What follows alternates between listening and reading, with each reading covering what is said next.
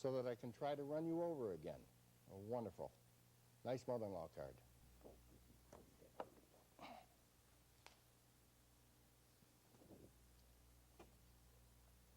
Here are 2 cards to send when you're having trouble coming to terms with a business associate.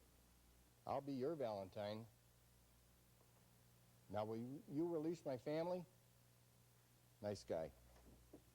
Nice associate. Another nice one here. Nice place you have here. It'd be a shame if anything happened to it. I'm sure we have some friends like that also. And finally, sometimes you just have to let the cards say what's in your heart for you. When I think of all the years we spent together, I long for the release that death will bring. Ladies and gentlemen, my friend, my sidekick for the past 11 years, Mr. Ken Deck. Can I call you Kenny? Whatever blows your fancy, Marty. Okay, Kenny. It's so festive in here. Looks like a coming-out party for TV's Ellen. Okay. What's the difference between a hurricane and a divorce in North Carolina? Either way, someone loses a mobile home.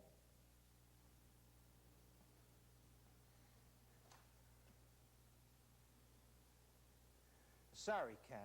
Can you believe it's been 11 years? Now, that's the one I had. We are back. I'm Martin Clark, and sitting right next to me here to the right is Mr. Joe Kelly, Observer Dispatch columnist, and heard daily on WIBX radio, personality and author. Nice to have you with us. Nice to be with you, Marty. Thank you. Have you recovered from the Boilermaker race? When you run as slow as I do, it doesn't take long to recover, Marty. Yeah, I have. Thank you for asking. Good. What was it like carrying the Olympic torch?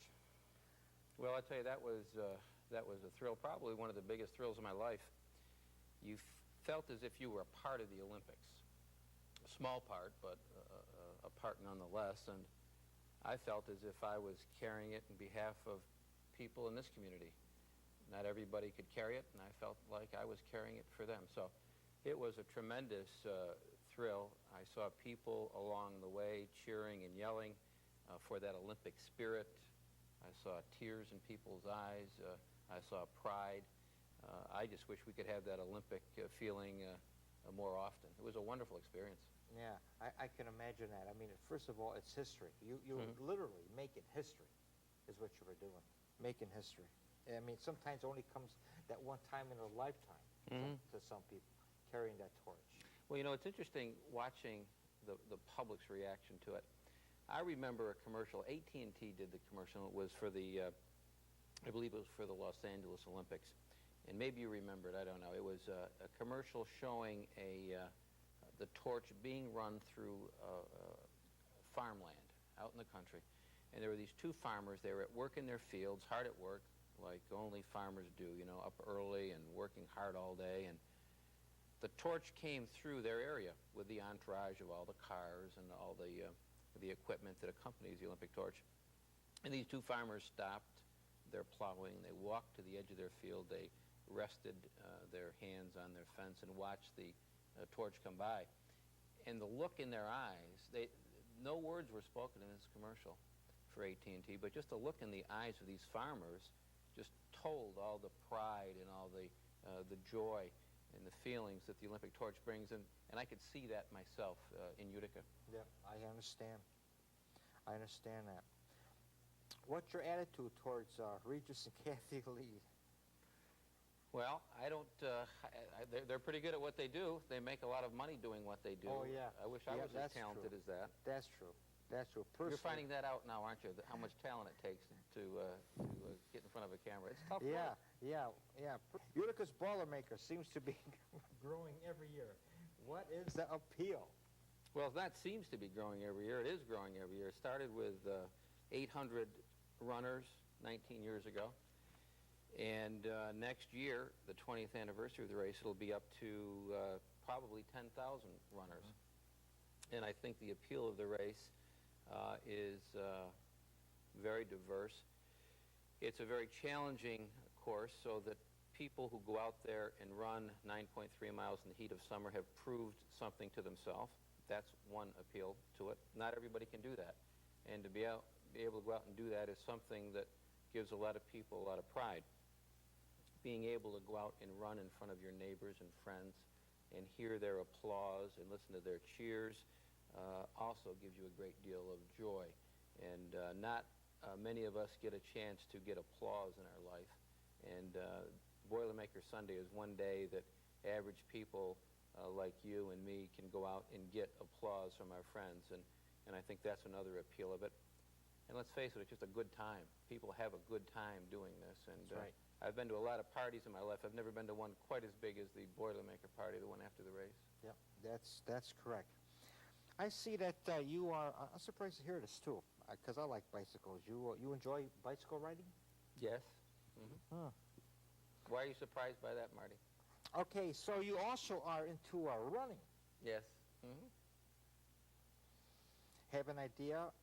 Why don't you do a book on the subject? Well, matter of fact, I have. Have you? Yep, just came out this summer, and it's a book of advice and tips for people who are running now or who are thinking about running, beginning a running program. And running isn't easy. It's not the easiest thing to do, to get up in the morning and face work and think, well, let me go put a run in before I go to work, or at the end of a day.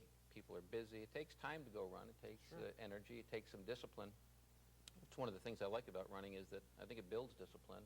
Right. And I think it does a lot for you, not only physically, but mentally as well. And you go out and run, you know, you got problems when you start off that run, and when you get done with the run, the problems are still going to be there, but they don't seem quite as big after putting in a run. And I think running tends to put things in their proper perspective. Mm-hmm. How did your interest in the gone but not forgotten aspects of Utica begin? You're talking about Hank. Oh, well, no, I wasn't exactly, but now that we're well, I just owed Hank that. That's all for some of his. All right. Hank Brown is one of the legends of Utica, and I was in the studio when you were talking to him before, and some of the names you were mentioning. Lyle Bosley, who's a friend of mine also, just a great fella. I'm going to be talking to Lyle soon, and Dick Clark. I never had the chance to meet Dick Clark. I hope to someday, but he was called, as Hank will tell you, he was called Dick Clay when he was on WRUN, and that was to distinguish him from his father, who was also Dick Clark. And boy, he's done a lot for Utica. A lot of people associate Dick Clark with Utica. He's one of our Annette Funicello, Dave Cash. We've got a lot of people from Utica who have some, and Hank Brown. Yeah. As a matter of fact, it was just I think about a week ago on the A&E network.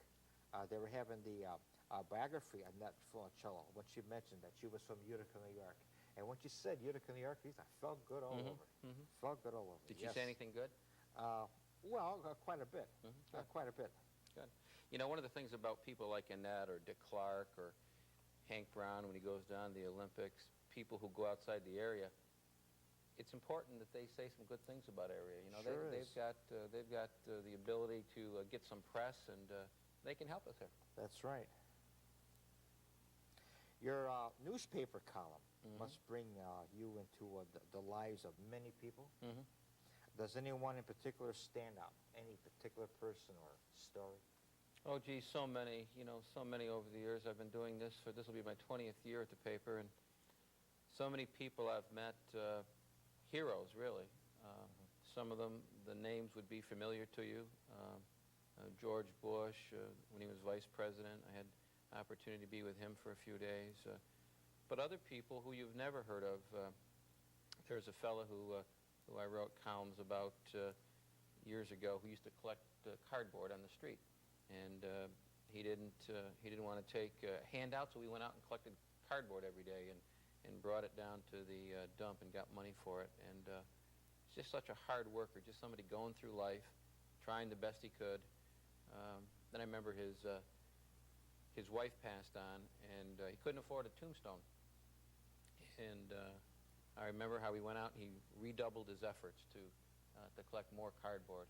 And I asked him about it. I said, why are you working so hard? I mean, he works hard every day, and then he just kind of redoubled his efforts, you know, to get more cardboard. And he said, well, because I want to make sure that I get a tombstone for my wife before I pass away. Yeah. A lot of people in this world working awful hard with a lot of problems, and we don't hear about them often, but those are the people that impress me. Yeah. I Those are understand. heroes. Yeah, right. Exactly. You bring up an interesting point. Those are the heroes. Mhm. Those are the heroes. Exactly. How do you now? Here's a question I ask myself often. Before you ask me that question, can I tell you about another hero? Sure. Go right ahead. There was you asked me about the Boilermaker and heroes, and here's a combination into one. I recall the heroes that I've seen in the Boilermaker over the years. I think that's a real good place to see heroes. These are the people that I like to write about. There's a fellow from Utica by the name of Andy Allaire, an amputee, who ran 9.3 miles. That's a hero. Right. There's a young lady in the race this year with Crohn's disease. She finished. That's a hero. Bob Green came up here from Middletown, New York, several years ago. And Bob Green, his legs were crushed in an accident. And so he runs using crutches. And he started off before the race so that he could be out on the course during the race because he goes so slowly on the crutches. And we passed Bob Green down on Champlain Ave as we came down the long hill on Champlain Ave, and there he was on his crutches. He'd started off I don't know how many hours before the race. And as the runners went by him, it was so inspiring because he was shouting to the runners encouragement. And they were shouting encouragement back to him. But Bob Green, that's a hero. Those are the kinds of people that stand out in my mind. So many of them, so many of them. You know, here's a question that I ask myself about you many times. Is this embarrassing? Oh, not Okay. at all. No, not at all. How do you not run out of interesting ideas and subjects to write about? Well, I have. Oh, have So, you? some days it's quite evident, too. I mean, you know, when you write 5 columns a week and you do it for years, I mean, there's going to be days when you're just not doing your best. Yeah, right. And for one reason or another. So there's days when you don't do as well as you'd like. But the nice thing is that people remember the good columns that you've written and think about that. And people are too nice, most people, 98% of the people are too nice to come over and talk to you and say, well, I didn't like that column you wrote the day before yesterday. They're more likely to say, geez, I love that column that you wrote last week about such and such. So if you write enough columns, you're going to get some good ones in there. And if you write enough, you're going to get some bad ones. And you hope that the batting average is up there high enough that overall that they're not too bad. Oh, gentlemen, we'll wrap it up. I want to thank you, Mr. Kelly. Well, thank you, Joe Marty. Kelly. Yeah. And Mr. Hank Brown. Thank you, Marty. Both of you people, you realize both you men are legends, living legends, right here in the central New York area. Yeah, living legends in our own minds. Okay, in their own minds. Okay, now Martin Clark, and thank you. Got to be with you. My hat is off to you, gentlemen. Mr. Brown, thank you. And Joe, keep up the good work. And Ken Dack, nice job on the cards. See you next time.